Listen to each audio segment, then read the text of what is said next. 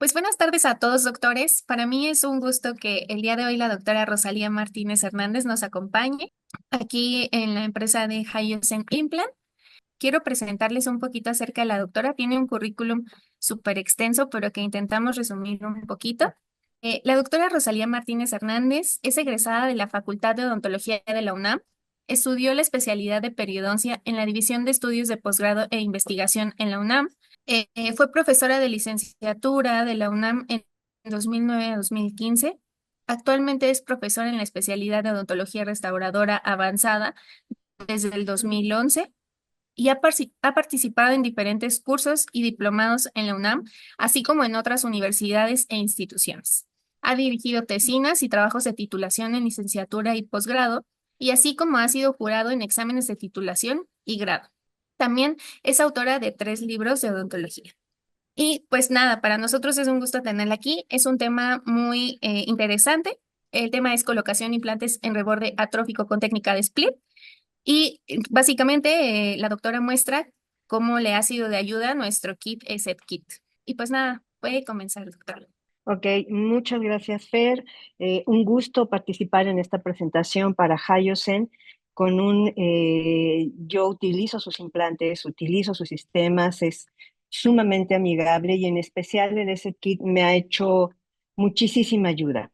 Entonces, el tema que vamos a tratar es justamente ese, el cómo se va a utilizar este sistema en rebordes atróficos, ¿de acuerdo? La primera pregunta que tendríamos que hacernos es ¿por qué se colapsa el reborde alveolar? Y en relación a ello, hay una gran cantidad de condiciones que ocasionan el colapso del reborde alveolar. Uno de ellos y que es muy importante que tomemos en cuenta es la enfermedad periodontal. Los pacientes que llegan a consulta y que tienen este nivel de sangrado de verdad están en condiciones complicadas y muchos de ellos pueden ser pacientes muy jóvenes. Si se fijan en la fotografía inferior, esa cantidad de cálculo definitivamente es indicador de un descuido personal, pero también de falta de información de nosotros. Entonces, es nuestra obligación ético-profesional instruir a los pacientes para que no lleguen a estas condiciones. Entonces, el hecho de realizar el sondaje periodontal para identificar las condiciones de cada paciente es totalmente necesario. En el momento que nosotros hacemos este tipo de procedimientos, podemos identificar zonas de sangrado y bolsas periodontales. Si se fijan en la fotografía inferior izquierda, el diente 11 presenta una cantidad de cálculo que fue el causante de esas bolsas periodontales. La enfermedad periodontal no tratada adecuadamente, no llevada a cabo, va a ser uno de los principales motivos por los cuales nuestros pacientes van a perder dientes y como consecuencia van a perder hueso. Es por ello que la fase 1 periodontal tiene que ser necesariamente presente en todos los tratamientos de nuestros pacientes, incluso en pacientes jóvenes.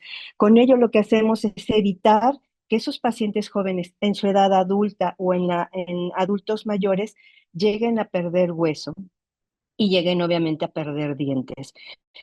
Entonces, otros motivos por los cuales se pierde hueso en el reborde alveolar son estos casos de perimplantitis o dientes que han tenido caries que tienen que ser extraídos, lesiones periapicales ocasionadas por algún tratamiento de conductos mal realizado o restauraciones desajustadas que finalmente permiten que se acumule biopelícula en una gran cantidad y logran con ello una pérdida de hueso importante. Hay otros casos en los cuales nosotros y ustedes y todos los odontólogos hemos tenido que hacer extracciones forzosas y al momento de realizar estas extracciones que, dicho sea de paso, no pueden realizarse extracciones simples. Hoy el concepto de extracción simple ya no tiene que existir. Tiene que ser un procedimiento quirúrgico que nos permita generar un acceso franco al tejido óseo para retirar cualquier lesión periapical asociada a caries previas o a tratamientos de conductos no exitosos, ¿de acuerdo? Cuando nosotros levantamos estos colgajos, podemos observar cómo se vio en el video, la cantidad de hueso que se ha perdido asociada a estos eventos infecciosos, a esta acumulación de biopelícula. Entonces, es sumamente importante que en cada uno de nuestros procesos tengamos en cuenta que tenemos que identificar muy bien, por ejemplo, hay casos en los cuales radiografías que se toman no son totalmente analizadas y al momento de extraer los dientes encontramos estas características que definitivamente no permiten la rehabilitación del diente. De hecho, la primera pregunta que nosotros nos tendríamos que hacer es, ¿ese diente rehabilitable, sí o no? Si la respuesta es no, entonces forzosamente se tiene que hacer la extracción lo más atraumática posible. Incluso en algunas ocasiones, si no hay lesiones periapicales que se pueden diagnosticar mediante el hallazgo radiográfico, entonces lo que podemos hacer es una extracción simple, atraumática y la colocación de algún material. Estos procedimientos se conocen como preservación alveolar o preservación del reborde alveolar, en la cual, por ejemplo, en este caso podemos ver cómo se preservó el reborde, se preservó el reborde con plasma rico en factores de crecimiento y se colocan algunos puntos de sutura para evitar que el material sea expulsado. Estos procedimientos van a permitir que este reborde no se colapse. Hoy por hoy les comentaba que es necesario que hagamos este tipo de procedimientos quirúrgicos y no solamente hacer extracciones simples, por dos motivos importantes. El primero, porque podemos dejar lesiones periapicales que después pueden ocasionar la manifestación de alguna lesión quística o porque se pueda colapsar el reborde. Entonces, todos los procedimientos que llegan al consultorio tienen que ser analizados y valorados. Por ejemplo, en este caso en particular, donde ya se había perdido toda la cresta ósea, el diente francamente estaba sostenido o detenido por fibras de colágeno. Lo único que podemos hacer aquí sí sería una extracción simple, quitar todo el proceso infeccioso asociado a y en una segunda etapa llevar a cabo un procedimiento de regeneración. Hay otros casos, por ejemplo, en el cual se presentan lesiones periapicales y de manera conjunta con algún endodoncista se hace una cirugía periapical en la cual el endodoncista hace una pisectomía, una preparación, una retroobturación y de manera conjunta con perio operamos para colocar en su caso, algún material, un sustituto óseo. Este tipo de sustitutos en particular, que vienen en presentación PUTI, así se les conoce, permiten una perfecta adaptación al lecho quirúrgico y tienen un potencial regenerativo importante. En estos casos en particular, y debido a la presentación de estos biomateriales, no tenemos que colocar alguna membrana. Otros casos en los cuales incluso sobre dientes, sí tenemos que hacer alguna regeneración tisular guiada y todo ello con el objetivo de que el tejido óseo no se colapse, de que no se pierda. Con ello también logramos que nuestros pacientes tengan esos dientes en boca por mucho más tiempo. Pero en el momento que alguno de esos dientes ya cumpliera con su trabajo, tenemos rebordes óseos y tejido óseo en mejores condiciones. En la fotografía inferior derecha podemos ver incluso que el sellado del alveolo se hace con un punch de tejido del paladar. Esto va a lograr que el día de mañana que se tengan que colocar implantes, tengamos tejido queratinizado perimplantario necesario para llevar a cabo el procedimiento implantológico. Hay otros casos en los cuales, después de hacer la extracción del diente, podemos nosotros eh, colocar algún material de relleno. Entonces, hacemos extracciones del diente, colocamos plasma rico en factores de crecimiento y posteriormente colocamos suturas. Se pueden colocar suturas de nylon, de ácido poliglicólico o suturas no absorbibles como lo es la seda, ¿de acuerdo? Y ¿qué es lo que nosotros vamos a observar después de haber llevado a cabo estos procedimientos? Un reborde residual, como se ve en la fotografía del lado derecho, amplio, ancho, que nos va a permitir llevar a cabo procedimientos implantológicos con mayor predictibilidad.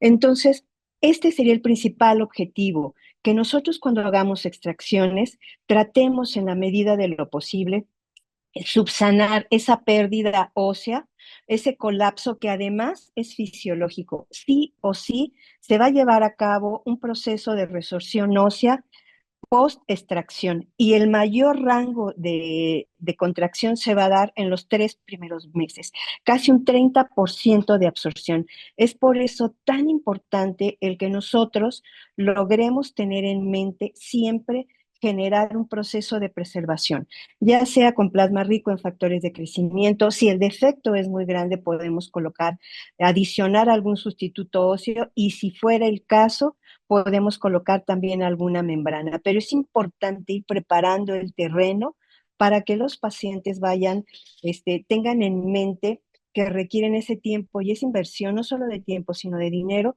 para que se prepare el terreno, el territorio o el tejido óseo para el futuro. Hay algunos casos, como este en particular, en el cual se colocó una malla de titanio para lograr obtener en esta segunda fotografía, podemos ver un reborde más amplio en la zona inferior que nos permita llevar a cabo la posterior colocación de implantes.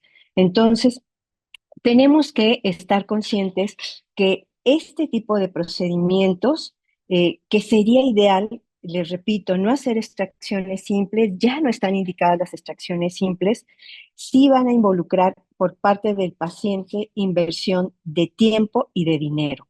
Por ejemplo, en este otro caso podemos ver a una paciente que a quien se le tuvieron que hacer extracciones múltiples tenía un reborde muy disminuido. Se hace una planeación de manera conjunta con la rehabilitadora para una posterior colocación de prótesis implantosoportada. De hecho, la paciente también deseaba tener una prótesis fija y a ella en particular se le colocó una fibrina de origen humana recombinante. Es un producto fabuloso, nos permite obtener, la segunda fotografía inferior derecha es de otro caso, pero esa es la consistencia que nosotros logramos obtener con estos biomateriales para lograr esa dimensión en ese reborde post-extracción. Este biomaterial en particular, esta fibrina humana, nos permite generar este tipo de membranas absorbibles que cabe mencionar que no tienen el mismo tiempo de resorción que una membrana de colágeno, porque las membranas de colágeno están diseñadas con base en el tiempo que deseamos que duren en boca. Y este tiempo va de 12, 14, 16 días hasta 22 semanas.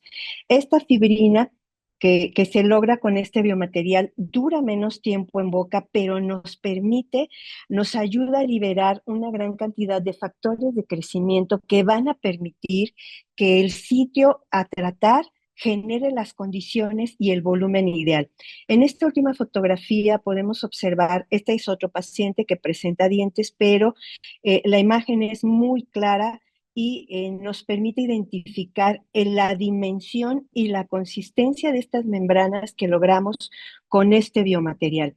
Entonces es importante que nos logremos asir de todos los elementos necesarios para lograr la tríada de la regeneración, es decir, sustitutos óseos, membranas de colágeno, proteínas de adhesión celular, proteínas que permitan el reclutamiento como lo son los factores de crecimiento, el reclutamiento de células madre y permitan con ello la diferenciación celular, que permitan la geogénesis, el reclutamiento de células formadoras de hueso, de osteoblastos, y entonces todo este arsenal nos permite hoy en día generar este tipo de tratamientos. Vean, esta es la característica de los tejidos a retiro de suturas. Esta cita fue a los 10 días aproximadamente y podemos ver puntos en muy buenas condiciones que posteriormente al retirarse y poderle colocar al paciente una prótesis removible, y por cierto, a esta paciente se le colocaron implantes Hyosen mediante cirugía guiada, y si ven la fotografía inferior, El reborde con el que nosotros logramos obtener estos resultados mediante este tipo de cirugía, este tipo de andamios, nos permitió tener las características ideales para la posterior colocación de implantes. Esta es la cirugía guiada que se hizo en la paciente y este es posterior a la colocación de los implantes mediante cirugía guiada con una prótesis provisional. Entonces, generar protocolos de tratamiento en los cuales integremos y trabajemos mediante interconsulta con las áreas necesarias nos permite brindar este tipo de procedimientos quirúrgicos y generar este tipo de resultados. En este otro caso podemos ver, por ejemplo, un diente que se tiene que extraer. Vean la depresión que se presenta en la zona apical y que puede poner en riesgo el colocar un implante. Entonces, si se dan cuenta en esta tercera fotografía, podemos observar esta cantidad de hueso en la zona más cervical, por eso esta fotografía está tomada con esta angulación, y a esa cantidad de hueso se le conoce como puente óseo. Ese puente óseo nos va a permitir generar mayores zonas de regeneración e incluso todo lo que nosotros podamos agregar a una cirugía es bienvenida. En este caso se realizó un procedimiento quirúrgico de extracción y colocación inmediata de implante. De hecho, el procedimiento se conoce como colocación de implante inmediato a la extracción. Se colocó para mejorar y regenerar la zona más apical, una membrana de colágeno, un sustituto óseo, y cabe mencionar que estos procedimientos pueden ser llevados a cabo siempre y cuando obtengamos el torque o esta fijación ideal en el implante. Si nosotros logramos obtener esta fijación ideal, podemos sin problema colocar el implante y posteriormente se colocan sustitutos, membranas, podemos incluso agregar algún factor de crecimiento, alguna membrana obtenida con plasma o plasma rico en factores de crecimiento o la fibrina humana. Y esto logra que nosotros podamos colocar los implantes en las condiciones ideales. Podemos ver también cómo en este caso el utilizar estos sustitutos óseos más esta fibrina, en este caso se utilizó esta fibrina de origen humano, podemos coaptar el sustituto óseo. Y tengan presente que todos los materiales que nosotros podamos instrumental que podamos utilizar para facilitar el procedimiento quirúrgico son perfectamente bienvenidos. Esto lo que va a hacer es permitirnos mejorar las condiciones y con ello hacer que el paciente tenga un posoperatorio más cómodo, nos permite a nosotros manipular los materiales de una manera más fácil y más accesible. Entonces, todo lo que utilicemos en favor de estas cirugías nos va a permitir un éxito más predecible, la colocación de los implantes, mejores torques y con ello pacientes que se inflamen menos, que cursen con posoperatorios más cómodos y que definitivamente nuestro proceso implantológico curse con etapas más predecibles. Entonces, todos estos aditamentos, todas estas fotografías de casos clínicos que yo les he mencionado, tienen como objetivo, de manera muy general, dos grandes rubros. El primero, tener en cuenta que podemos y que tenemos que hacer preservación del reborde alveolar una vez que hayamos hecho alguna extracción. Es decir, colocar un plasma rico en factores de crecimiento es una muy buena opción para mantener el reborde alveolar. Y si colocamos algún sustituto óseo, debemos tener algo muy, muy en cuenta, que el paciente esté consciente que se va a colocar un implante, porque al momento que se coloque algún sustituto óseo y pasado máximo 8 meses, ese sustituto óseo se va a reabsorber. Entonces tenemos que ser muy, muy claros con nuestros pacientes en el sentido de, va a invertir en un sustituto óseo, en un plasma rico en plaquetas, en un plasma rico en factores de crecimiento, en una proteína de adhesión, entonces tiene que colocarse un implante y esto nos tiene que llevar a generar rutas clínicas de manera muy clara y muy específica con el paciente para que él esté consciente que máximo al mes 8 se tiene que colocar el implante porque si no la zona regenerada se va a reabsorber. Entonces, les comentaba que tenemos a grosso modo dos grandes mundos. Uno, preservar el reborde, idealmente ya no hacer extracciones simples. Y por otra parte, si no hay reborde que preservar, entonces regenerar con los casos que vimos ahorita, utilizando sustitutos óseos, membranas de colágeno, membranas no absorbibles con refuerzos de titanio, mallas de titanio, sustitutos óseos, proteínas de adhesión. Entonces, tenemos que estar bien conscientes, uno, que la extracción simple no existe y que si queremos regenerar, el paciente sí o sí tiene que invertir tiempo, dinero y esfuerzo. Entonces, esa parte tiene que ser muy clara con ellos para decirles cuándo tiene que regresar a consulta, que tiene que realizarse esta fase uno, que debe invertir económicamente. Y entonces, eso sería una forma, un panorama muy agradable para llevar a cabo la implantología. Pero pasamos entonces ahora al lado difícil de esta implantología. ¿Qué pasa con casos como este, en el cual el paciente ya fue previamente atendido, no se le hizo una preservación de reborde o incluso se le pudo haber hecho algún procedimiento quirúrgico, se pasó el tiempo, nuestro paciente se fue de viaje, salió un año y regresa después de un año, año y medio, o nunca se hizo ningún procedimiento preservativo o regenerativo? Es un paciente de primera vez que llega a consulta. Aquí hay muchos pacientes, y a todos nos ha pasado, hay muchos pacientes que llegan a consulta y dicen, doctor, no me quiero someter a ninguna cirugía, me fue muy mal, de verdad no tengo ganas. Y entonces la pregunta es, ¿qué hacemos en estos casos? ¿Qué hacemos en casos que son muy comunes de pacientes, incluso que desafortunadamente están siendo tratados ortodoncicamente?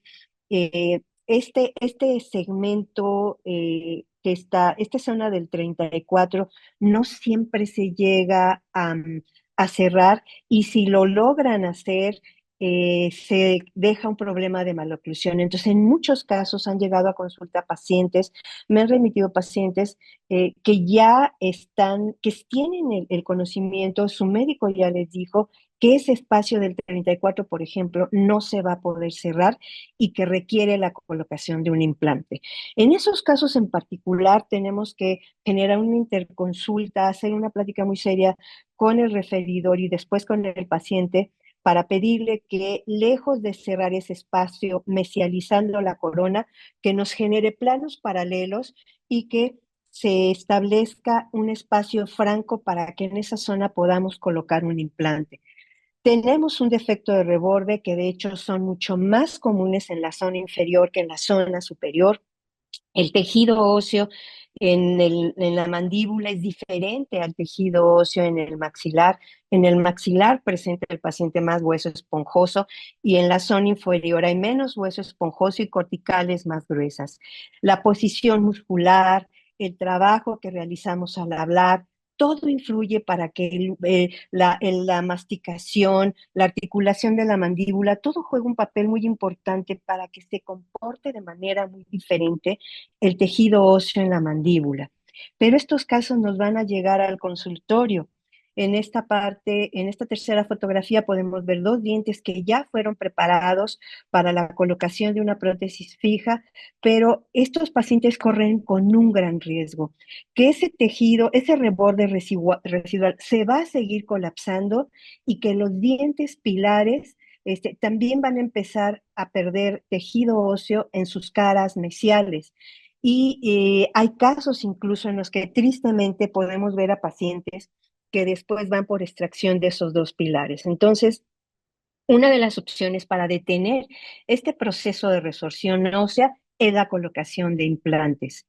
Hay otros casos en los cuales al momento de levantar algún colgajo, como vemos en esta última fotografía, y en casos antes de conocer el S-Kit, se levantaban estos colgajos, veíamos rebordes residuales tan delgados en los que el referidor nos decía, pues tienes que poner el implante. Y antes de conocer yo ese kit, levantaba este colgajo. Si se fijan del lado derecho, esa es la inserción muscular.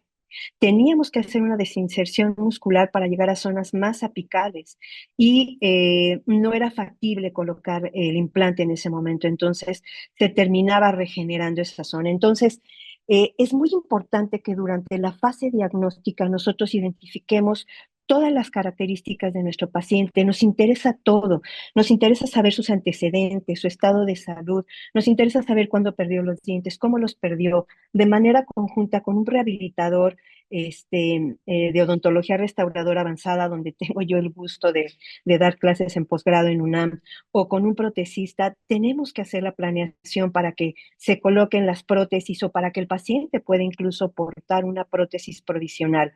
Pero es importante que veamos el grado de resorción ósea que se puede presentar en muchos pacientes. Y les repito, donde más se presenta es en la zona inferior, en la zona mandibular. Entonces, esto forzosamente nos tiene que llevar a analizar los defectos de reborde. Esta clasificación de Saber, que es la más conocida en la mayoría de los cursos, congresos a los que ustedes puedan acudir, siempre vamos a hablar de Saber. Y los defectos de clase 1 son aquellos que se presentan en sentido horizontal, los de clase 2 son en sentido vertical, perdón, y los de clase 3 son una forma combinada. Es decir, este paciente ya perdió altura y anchura. El tema de hoy es la colocación de implantes en rebordes atróficos. Entonces, la mayoría de los casos que vamos a ver ahorita están relacionados a defectos de reborde clase 1 de Saber, es decir, donde ya se perdió tejido óseo en sentido horizontal o en sentido vestíbulo lingual o vestíbulo palatino. Existen otras clases que solo modificaron el concepto, algunos detalles en relación a cómo ven los autores, pero la clasificación más ampliamente conocida, la mundialmente conocida, es la de Seiber. En esta clasificación de Wang me interesó mucho poner este esquema que es del libro de Linde, que es una Biblia para los periodoncistas.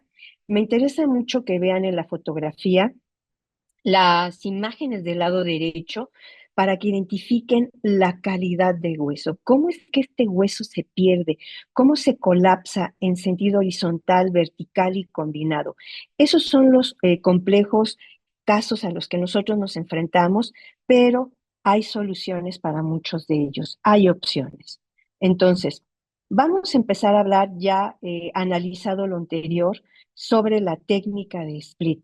Esta técnica de split tiene mucho tiempo de haberse dado a conocer al mundo, y todos los autores que estamos viendo en esta diapositiva hablan sobre tratamientos más complicados. Por ejemplo, Barcelotti en el 2000 incluye la piezocirugía. Nosotros requerimos un piezoeléctrico, que es un equipo caro para poder llevar a cabo este tipo de procedimientos. Tiene mucho tiempo de estar en boga, pero no siempre son cirugías fáciles, no siempre son cirugías sencillas, se requiere de mucha habilidad y justo enfocado en este tipo de condiciones es que muchas empresas, Hyosen en este caso, lanza su S-Kit, que viene a realizar, que se presenta para realizar la colocación, la solución más bien de casos complicados mediante la colocación de implantes en rebordes residuales colapsados, sobre todo en la zona inferior. Entonces, esta técnica de split va a tener los siguientes objetivos. Uno, expandir la cresta alveolar en sentido horizontal, es decir, darle tratamiento, y por tratamiento me refiero no solo el quirúrgico, sino también, no solo la expansión, sino también la colocación del implante y específicamente en los casos de Saber 1, ¿de acuerdo? Este tipo de técnica quirúrgica con este kit nos va a permitir disminuir los tiempos quirúrgicos, disminuir el trauma para el paciente, disminuir los costos y mantener la integridad ósea. Entonces, es una excelente opción porque justo elimina todo esto. Es menos tiempo, es menos dinero, es menos trauma y nos permite mantener el reborde óseo en condiciones ideales. Entonces, ¿en qué casos va a estar indicada esta técnica de split? Básicamente en la zona mandibular, pero también se puede utilizar en la zona maxilar. Pero les recuerdo que donde más se presentan estos colapsos óseos es en la zona inferior. Y uno de los requisitos es que esta dimensión en sentido horizontal mínimamente sea de 3 milímetros. Vamos a ver ahorita los casos. Entonces, ¿en qué condiciones o en qué casos está contraindicada esta técnica de split?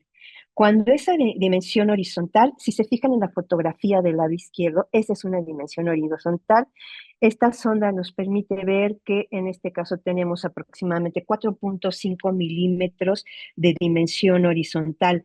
Pero si nosotros retiramos la anchura de tejido blando, tanto vestibular como lingual, el reborde residual restante es aproximadamente de 3 milímetros, ¿de acuerdo? 3.5 milímetros.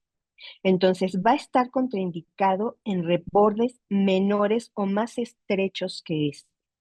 También va a estar contraindicado en defectos de reborde tipo 2, que son los verticales o rebordes en sentido ápico coronario, y va a estar contraindicado en defectos tipo 3 de Seibert, que son los combinados. Es decir, cuando el paciente ya tiene colapsos muy marcados, tanto en sentido horizontal como vertical. En esos casos, definitivamente la técnica de split no se puede utilizar.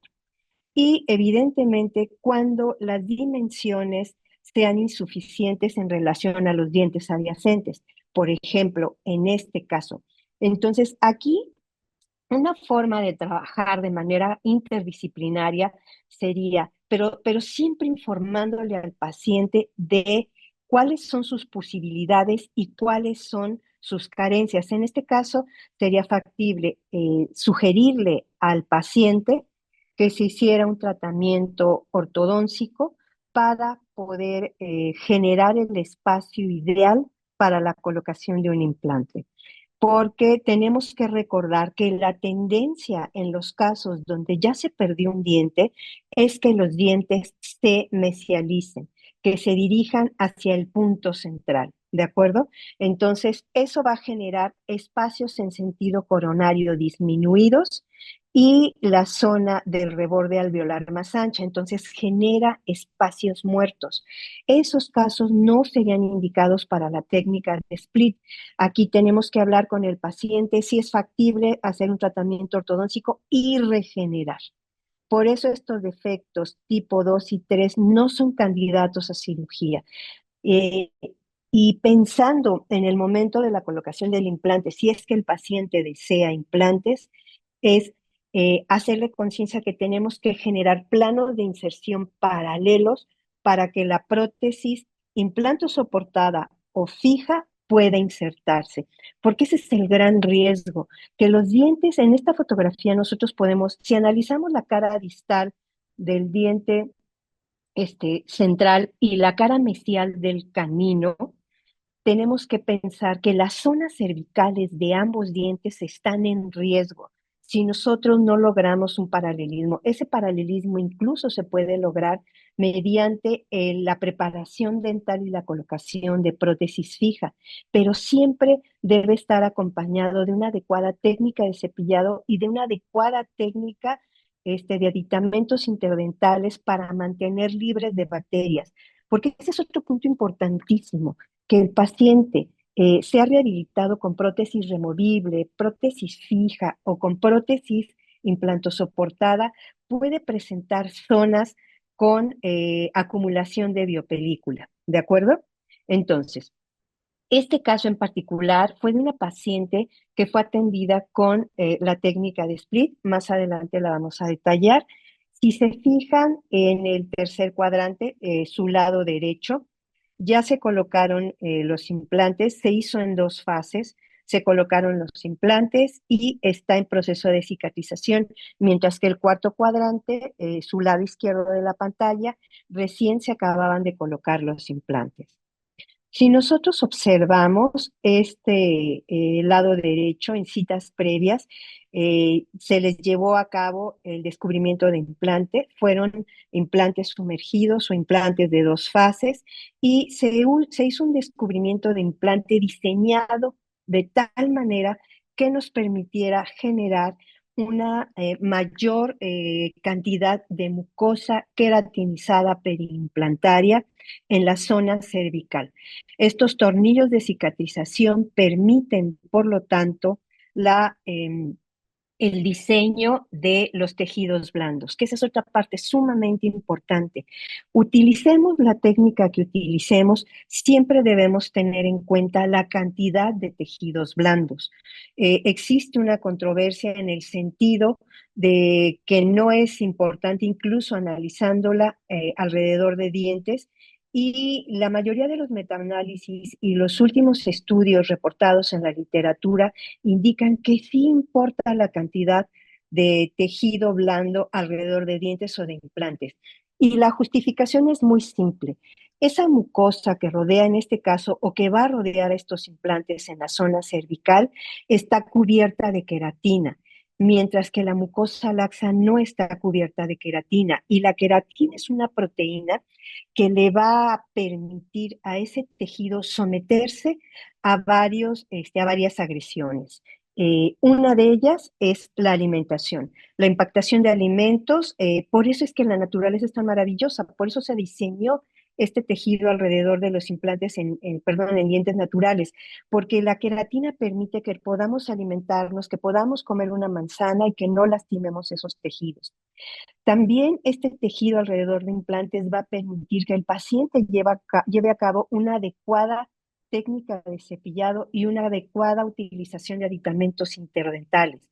Y a su vez va a permitir que el protecista o el rehabilitador lleve a cabo todos los procedimientos o los procesos necesarios para poder rehabilitar estos implantes. Entonces, durante la fase de descubrimiento de implantes, procuramos hacer o deberíamos procurar hacer tratamientos o descubrimientos que permitan desplazar la mucosa que inicialmente estaba sobre el implante, desplazarla en sentido apical para que permanezca en la zona cervical de los implantes.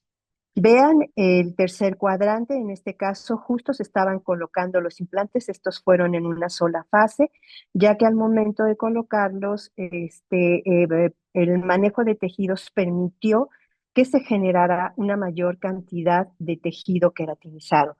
Este tejido queratinizado ustedes lo pueden identificar por esta coloración blanquecina o querastósica que es típica de los epitelios queratinizados. Entonces, todos los procedimientos tienen que estar diseñados para el mantenimiento de estos tejidos.